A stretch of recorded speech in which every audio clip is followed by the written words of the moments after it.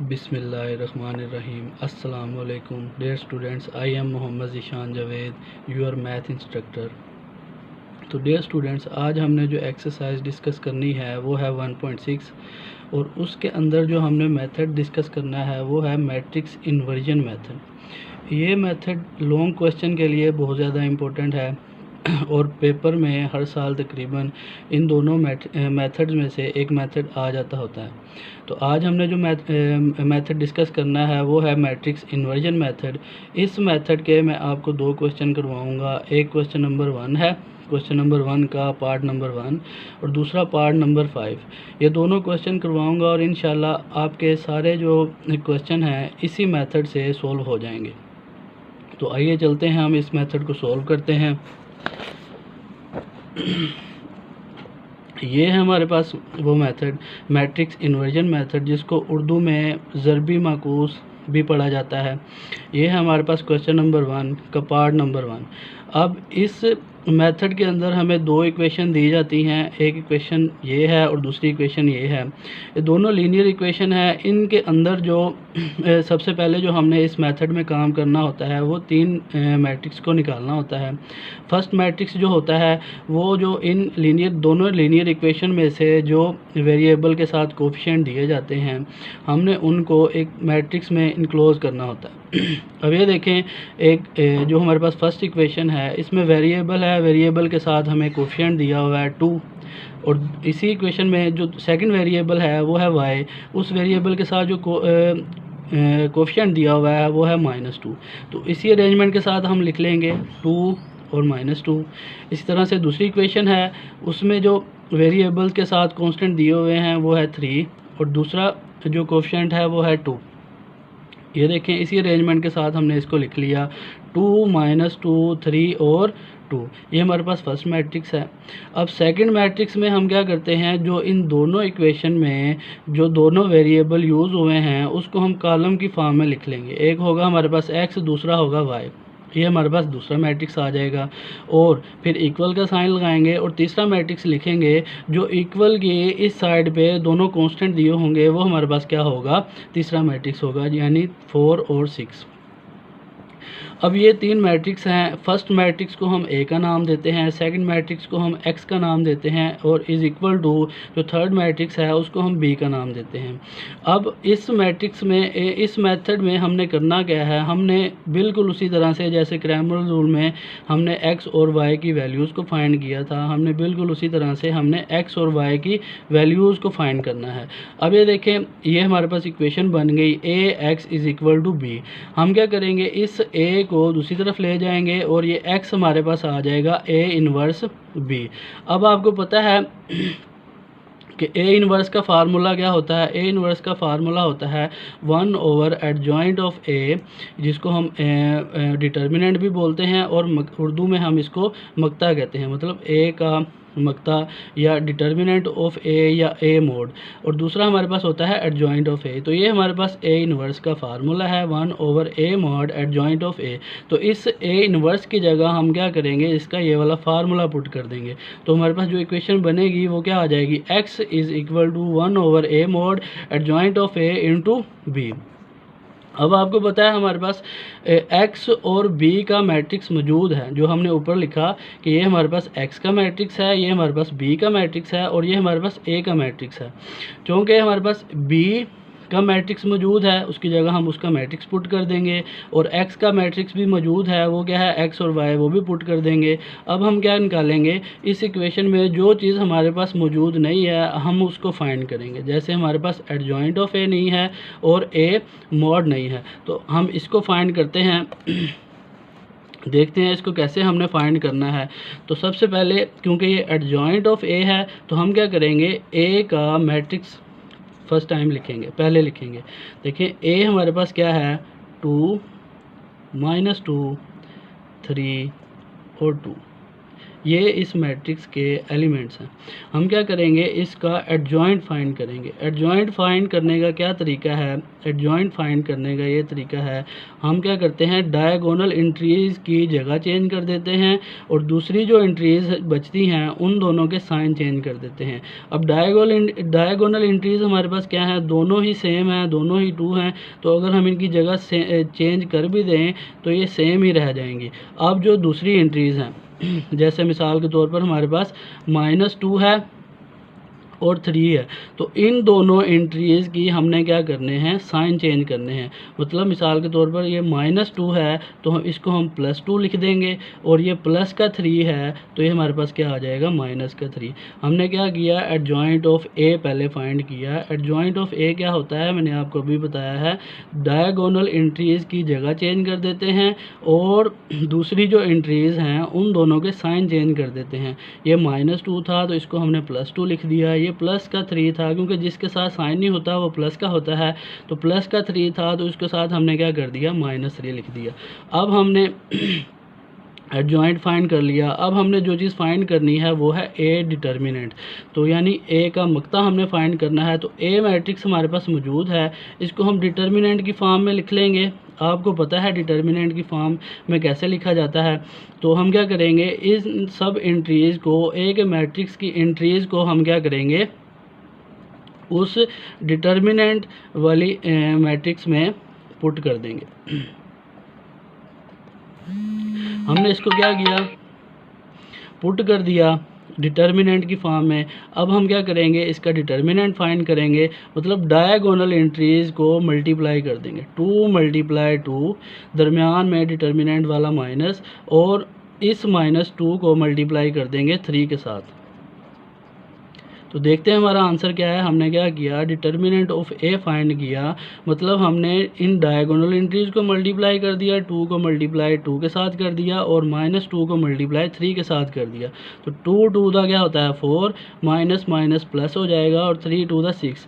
तो हमारे पास ए डिटर्मिनेंट का जो आंसर आया है वो 4 + 6 = 10 आया है। मैं दोबारा आपको बता देता हूँ, ये हमारे पास ए डिटर्मिनेंट है, मतलब ए का हमने मक्ता फाइंड किया है। तो हमने ए मैट्रिक्स की जो एंट्रीज़ थी उसको ए डिटर्मिनेंट फॉर्म में पुट कर दिया। इसका मक्ता कैसे फाइंड करते हैं, 2 को मल्टीप्लाई 2 के साथ कर दिया और -2 को 3 के साथ कर दिया। दरमियान में डिटर्मिनेंट वाला -2 × 4 माइनस प्लस और 3 × 6, तो 4 + 6 हमारे पास क्या हो जाएगा, = 10। अब हम क्या करेंगे, अब हम एडजॉइंट ऑफ ए और ए डिटर्मिनेंट को इस इक्वेशन में पुट कर देंगे। इस इक्वेशन को हम इक्वेशन नंबर 1 कह देते हैं। हाँ जी, तो डियर स्टूडेंट्स, ये अब हमने एडजॉइंट ऑफ ए फाइंड किया है जिसका मैट्रिक्स ये है, और ए का मोड फाइंड किया है जो हमारे पास क्या आया है 10। क्योंकि एक पेज जो है पूरा फिलअप हो गया था तो इसको मैंने दूसरी जगह पे शिफ्ट किया, मतलब दूसरे पेज के ऊपर शिफ्ट लिखा सब कुछ। तो ये अब हमारे पास ए मैट्रिक्स था, इसका एडजॉइंट ऑफ ए हमने ये निकाला था, ए मोड हमने ये निकाला था। अब हमने क्या किया, इस मतलब ए एडजॉइंट ऑफ ए को और ए मोड को अब हमने क्या करना है, उस इक्वेशन नंबर 1 में पुट करना है। तो हम क्या लिखेंगे, put adjoint of A and A mode in equation 1।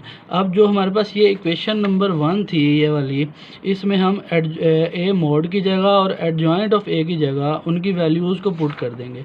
तो एडजॉइंट ऑफ ए हमारे पास जो निकला है वो ये था, और ए मोड की जगह हमने क्या पुट कर दिया, 10।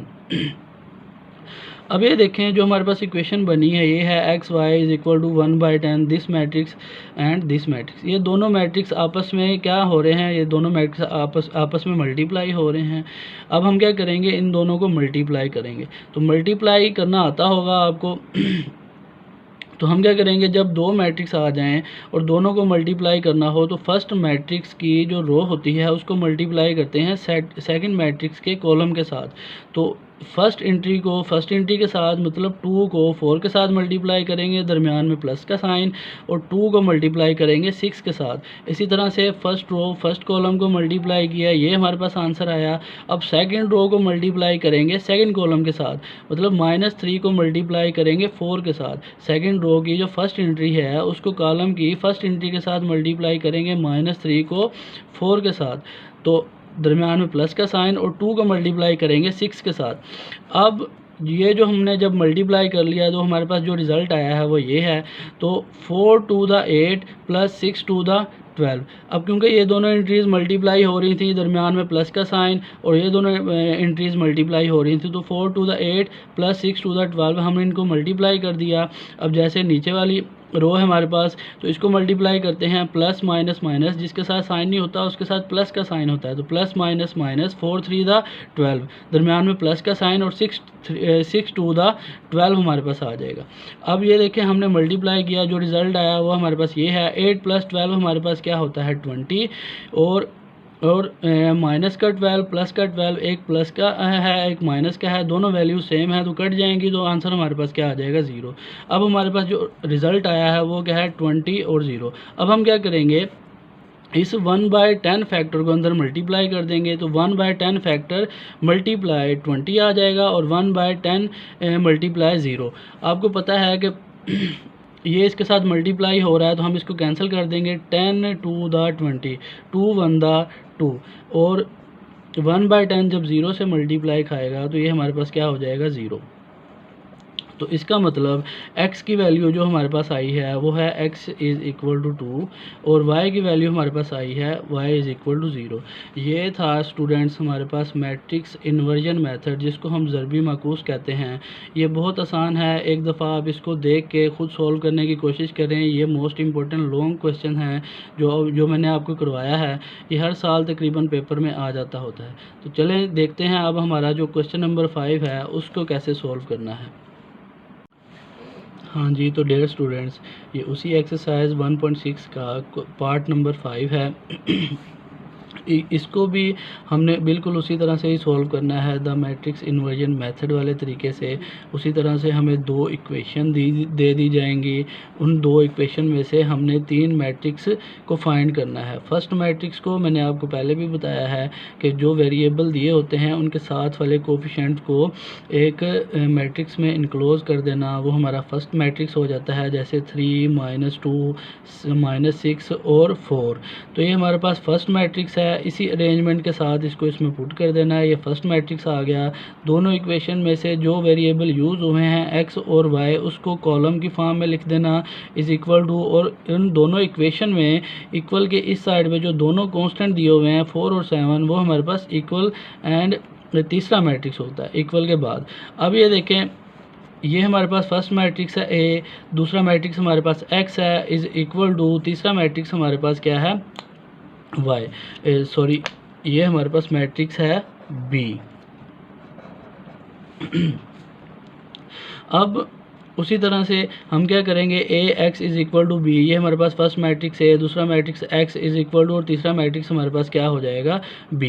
अब ये देखें हम क्या करेंगे, इस a को दूसरी तरफ ले जाएंगे, ये a जो है दूसरी तरफ जाके हमारे पास क्या हो जाएगा a इन्वर्स हो जाएगा, तो x is equal to a inverse b आ जाएगा। आपको पता है a इन्वर्स का फार्मूला क्या होता है, a इन्वर्स का फार्मूला होता है 1/a mod adjoint of a। तो हम क्या करेंगे, इस a इन्वर्स की जगह हम उसका फार्मूला पुट कर देंगे 1/a mod एडजॉइंट ऑफ ए। अब हमारे पास क्योंकि एक्स मैट्रिक्स भी है बी भी है, हमारे पास ना एडजॉइंट ऑफ ए है और ना ए मोड है। तो हम पहले ए मैट्रिक्स लिखेंगे, एडजॉइंट ऑफ ए फाइंड करेंगे। एडजॉइंट ऑफ ए मैंने आपको पहले भी बताया कैसे फाइंड करते हैं, डायगोनल एंट्रीज़ की जगह चेंज कर देते हैं। 3 और 4 हैं तो 3 की जगह 4 आ जाएगा और 4 की जगह 3 आ जाएगा। ये हमारे पास डायगोनल एंट्रीज़ की हमने जगह चेंज कर दी एडजॉइंट ऑफ ए में।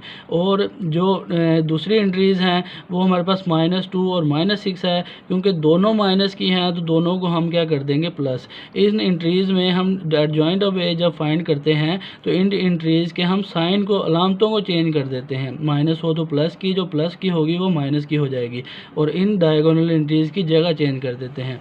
अब हमारे पास एडजॉइंट ऑफ ए आ गया। अब हमने ए मोड फाइंड करना है, तो ए मोड फाइंड करने का भी तरीका आपको पता है क्या होता है।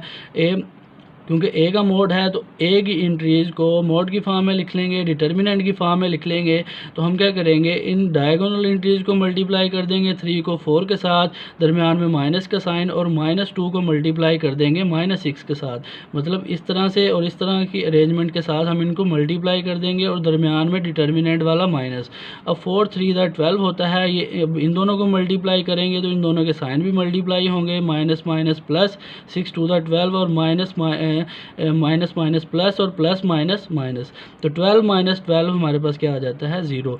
जब ज़रबी मकूस वाले तरीके में या मैट्रिक्स इन्वर्जन वाले इस मेथड के अंदर जब ए मोड हमारे पास 0 के इक्वल आ जाए तो आगे इसका सोल्यूशन एग्जिस्ट नहीं करता, इसलिए हम इसको एंड में लिख देते हैं, the solution does not exist.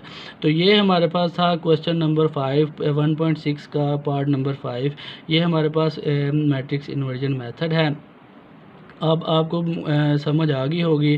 तो अब आपने इसको एक दफ़ा देखने के बाद, इसको समझने के बाद आपने क्या करना है, इसको ख़ुद से एक दफ़ा पेज के ऊपर राइट करना है ताकि आपको इस पूरे तरीके की समझ आ सके।